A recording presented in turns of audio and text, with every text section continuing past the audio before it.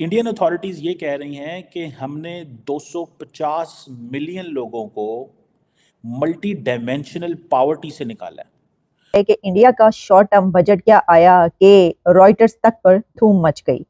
Reuters इस वक्त इसको ऐसे रिपोर्ट कर रहा है कि highlights of India short term budget ये बहुत बड़े स्टैटिस्टिक्स हैं। अगर आप देखें तो मल्टी डायमेंशनल पॉवर्टी जो है ये एक वो जिसे कहते हैं ना कि आप एक बड़े पैमाने पे बड़े लोगों को निकालना। हमने चाइना के बारे में तो सुना था। और उनकी जीडीपी, उनकी इकोनॉमी 7 ट्रिलियन होने जा रही है। अच्छा, मज़े की बात यह है कि इस बजट के अंदर ये तो कहा जा रहा है कि ये pro people programmes Indian authorities या इंडियन गवर्नमेंट लेके आई है। दोस्तों, भारत की जो मिनिस्टर हैं, फाइनेंस मिनिस्टर हैं निर्मला साहिबा, उन्होंने एक इंटरिम बजट जो है वो पेश किया है। और ये बड़ा इम्पॉर्टेंट चीज़ है कि जस्ट थोड़ा अर्सा बाद इलेक्शंस हैं और ये बजट आया है। इम्पॉर्टेंट चीज़ इसमें जो समझने वाली है, जिसने मुझे क्लिक किया है, and if these figures are true, तो वो ये है कि इंडियन अथॉरिटीज़ ये कह रही हैं कि हमने 250 मिलियन लोगों को मल्टी डायमेंशनल पॉवर्टी से निकाला है। ये बहुत बड़े स्टैटिस्टिक्स हैं। अगर आप देखें तो मल्टी डायमेंशनल पॉवर्टी जो है ये एक वो जिसे कहते हैं ना कि आप एक बड़े पैमाने पे बड़े लोगों को निकालना। हमने चाइना के बारे में तो सुना था कि उन्होंने बहुत बड़ी तादाद में निकाला है। आप देखें कि ये जो इंडियंस कह रहे हैं ये एक बड़ा डाटा है, एक बड़ी फिगर है। अच्छा, मज़े की बात यह है कि इस बजट के अंदर ये तो कहा जा रहा है कि ये pro people programmes Indian authorities या इंडियन गवर्नमेंट लेके आई है, लेकिन एक और इम्पॉर्टेंट डेवलपमेंट है जो India middle east Europe corridor के हवाले से है।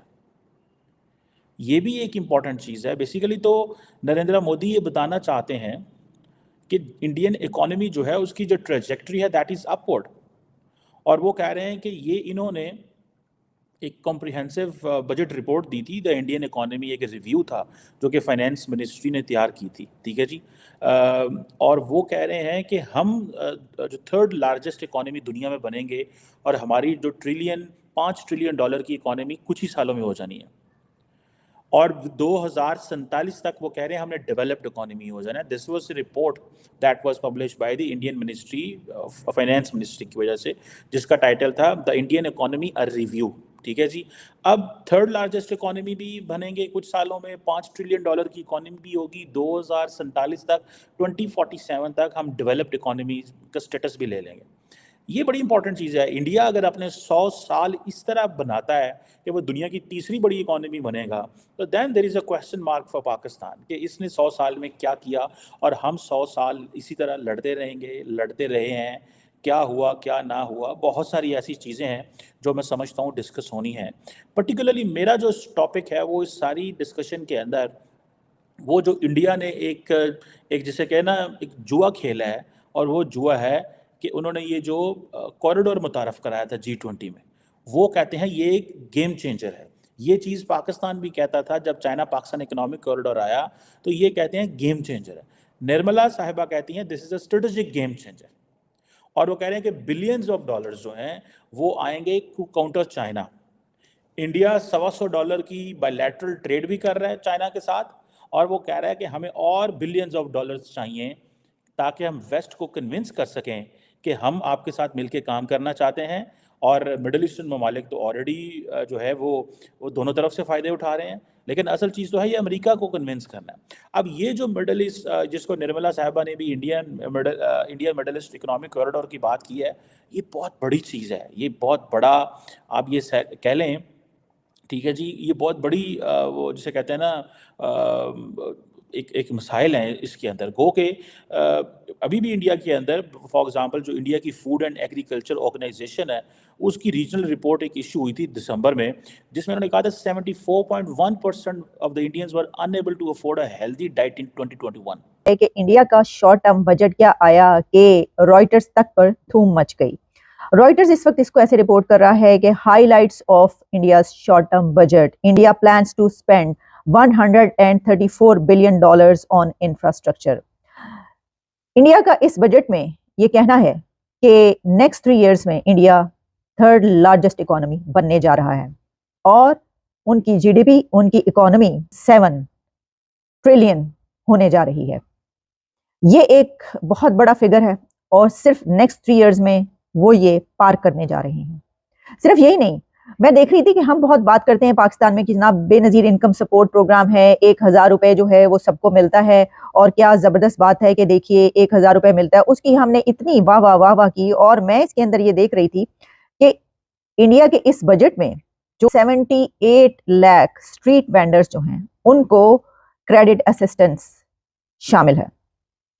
इस बजट में वो बता रहे हैं कि 78 lakh street vendors have been given credit assistance और वो अपनी आवाम को, अपनी कौम को पॉवर्टी लेवल से कैसे उठाकर ऊपर लाए हैं। इसके बारे में उन्होंने ये कहा है कि 250 million Indians escaped multi dimensional poverty in the 9 years ending 2022-23। अब इसमें मैं ये भी देख रही थी कि 250 मिलियन इंडियंस का उन्होंने कहा कि पॉवर्टी लेवल से अपलिफ्ट इन सबको कर लिया है। ये भी मैं देख रही थी कि जो प्रोग्राम्स उन्होंने स्टार्ट किए हैं पॉवर्टी को कम करने के लिए, पॉवर्टी रिडक्शन के लिए, उसके असरात, उसका इम्पैक्ट 60 करोड़ इंडियंस पर पड़ा है। ये एक बहुत बड़ा फिगर है कि आप कहें कि आप 250 मिलियन इंडियंस को पॉवर्टी लेवल से ऊपर ले आए, फिर ये पता चले कि 60 करोड़ इंडियंस पर इम्पैक्ट आया है उन पॉलिसीज़ का, उन स्ट्रेटजीज़ का जो कि उनकी गवर्नमेंट ने गुज़िश्ता 8 से 10 सालों में उठाई हैं और वो स्टेप्स लिए हैं और उनकी इकोनॉमी इस वक्त वहाँ पर पहुँच रही है जहाँ पर वो ये कह रहे हैं कि नेक्स्ट 3 इयर्स में हम 3rd लार्जेस्ट इकोनॉमी बनने वाले हैं। जो वो कहते हैं वो करके दिखाते हैं। मसला ये है कि ये ऐसा नहीं है कि जैसे कि हम देखते हैं कि पाकिस्तान में बात की जाती है कि ये कर देंगे, वो कर देंगे और उसके बाद पता ये चलता है कि पता नहीं हवा में उड़ जाती हैं सब बातें, हवाई घोड़े चल रहे होते हैं, हवा में घोड़े उड़ाए जा रहे होते हैं। वो जो कहते हैं वो करके दिखाते हैं। आप देखिए, आप अगर सिर्फ उनकी लास्ट 5 इयर्स भी उठाकर देख लें, उन्होंने कहा कि अब हम ये करेंगे, वो करके दिखा दिया। उन्होंने कहा हम ये समिट करके दिखाएंगे, हम पूरी दुनिया को बुलाकर दिखाएंगे, उन्होंने पूरी दुनिया को अपने कंट्री में बुलाकर दिखा दिया, वो समिट करके दिखा दी। यूनिकॉर्न्स की बात की तो उसमें हमने देखा क्या उन्होंने कमाल करके दिखा दिया। इसी तरीके से मैं ये देख रही थी कि कहा यह जा रहा है कि इंडिया ने जो डायरेक्ट इन्वेस्टमेंट अट्रैक्ट की है उसके बारे में उनकी जो निर्मला साहिबा हैं, फाइनेंस मिनिस्टर निर्मला सीतारमन, उनका कहना था कि India attracted $596 billion in foreign direct investment over the past 9 years।